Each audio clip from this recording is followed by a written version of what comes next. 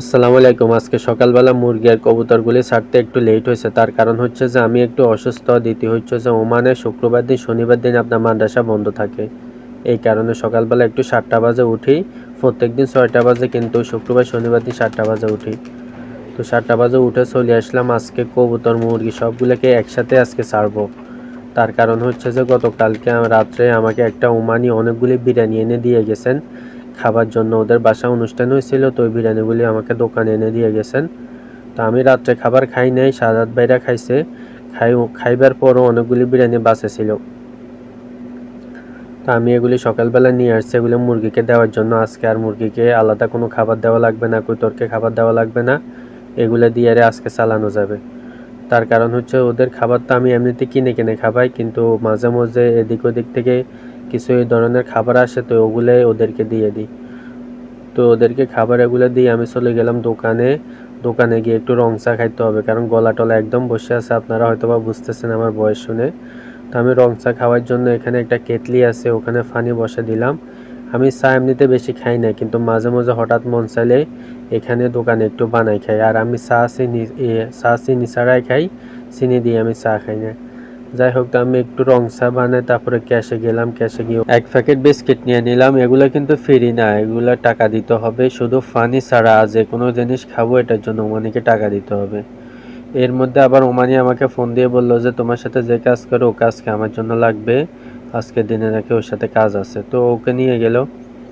এরপরে দুপুরে আমি 1:30 বাজে দোকান বন্ধ করে বাসায় এসে খাবার খুঁজতেছি, খাবার পাইতেছি না। রান্নাঘরে এসে দেখতেছি যে শুধু ভাত আছে, এত কোনো তরকারি নেই। শাহাদাত ভাই সকালবেলা মনে হয় খাই চলে গেছেন ডিউটিতে। কালকে রাত্রে যেহেতু বিরিয়ানি খাইছে, এই কারণে তরকারি রান্না হয় নাই। তো আমি এখানে 4টা টমেটো দেখতেছি, তো ভাবছিলাম যে দেখি মুরগির কোনো ডিম আছে কিনা, তাহলে ডিম দিয়ে টমেটো দিয়ে রেডি করব। দেখতেছি যে না, মুরগি এখানে ডিম পায় নাই। কবুতরে বাসা চলে আসলাম, দেখলাম যে ওখানে আছে কিনা, কিন্তু ওখানে এসে ওখানেও পাইলাম না। মানে ওখানেও একদম খালি আজকে। মানে ওখানেও নাই, এখানেও নাই, কি হইলো। এরপরে দেখতেছি যে একটা কবুতরের ডিম পারছে, কিন্তু ওর সাথে বাচ্চা যেটা আছে ওটা ওখানে বসে আছে। তো বাচ্চা এটাকে এখানে সরাই দিলাম। বাচ্চাগুলোকে আমি বড় করতেছি, দেখি কবুতরটাকে একটু বাড়ামো। তো এখানে দেখতেছি এই জোড়া কবুতরও ডিম পাড়ার জন্য রেডি হয়ে আছে। ওদের বাচ্চাগুলো ভাই মোটামুটি বড় হয়েছে। ওই বাচ্চাটার মুখের মধ্যে আপনার বসন্ত উঠছিল, কিন্তু ওইটা এখন ভালোর দিকে আছে। মানে আস্তে আস্তে একটু করে ভালো হইতেছে। লগে যেটা ছিল ওইটার মধ্যে উঠে নাই। এরপরে উপরে যে সাদা জোড়া আছে ওই জোড়াও বড় করতেছি।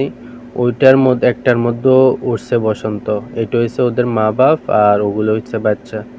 তো ওখান থেকে বাচ্চা একটা হাতে নিয়ে দেখলাম যে ওইটার মুখের মধ্যে উঠছে, কিন্তু এটা চলে যাবে, এটা থাকবে না বেশি দিন। চলে আসলাম রান্নাঘরে, কিছু একটা তো রান্না করে খাইতে হবে। এরপরে আমি টমেটো গুলি, পেঁয়াজ, তারপরে রসুন কেটে নিলাম। কাঁচামরিচ ছিল না, ওইটাও কাটতে পারি নাই। আর দোকানেও এখন যাইতে পারবো না। যদি দোকানে যাই আর দোকান থেকে বাইরে হতে পারবো না। তার কারণ হচ্ছে আমি যাইলে এখন কাস্টমার একজন ঢুকে যাবে, এরপর আরেকজন আসবে, এরপর আরেকজন আসবে, মানে আর বাইরে আবার সুযোগ নেই। তো আমি এখানের মধ্যে এগুলো টমেটোগুলো দিয়ে দিলাম। মানে টমেটো দিয়ে একটা টক বানাবো, যাতে খাইতে একটু মজা লাগবে। কোনো মতে খাই নিতে পারলে হয়েছে। এরপর দেখলাম যে মাশাআল্লাহ মুরগিটা একটু মানে হাঁটাচলা একটু করতেছে। ফাঁকিগুলি দেখলাম যে ওগুলো মানে ওগুলো তো দুষ্টামি আছে। এই খাঁচাগুলি কিনছিলাম আমি ফাঁকি কেনার জন্য, কিন্তু যেহেতু এখন মুরগিটা অসুস্থ, তো মুরগিটা রাখছি, পরে ইনশাল্লাহ ফাঁকি কিনবো। চলে আসলাম বাসায় এসে দেখি যে সকালবেলা আমি ঘুম থেকে উঠার পরে বিছনা টিছনা কিছুই গোছাই নাই। তো এই ফাঁকিতে বিছনা গোছাই নিলাম, গোছাই নিয়ে খাইতে বসে গেলাম। এর মধ্যে কাস্টমার আসছে, যে বলতেছে দোকান খোলো। তো আমি বলছি যে এখন না, তুমি আধা ঘন্টা পরে আসো, আমি খাবার দাবার খেয়ে তারপরে আসতেছি, আধা ঘন্টা পরে দোকান খুলবো। তার কারণ এখন 3টা বাজে গেছে, 3:30 বাজে এমনিতে দোকান খুলতে হবে। তো ওকে বললাম যে তুমি আধা ঘন্টা পরে আসিও। ওকে, আল্লাহ হাফেজ, সবাই ভালো থাকবেন।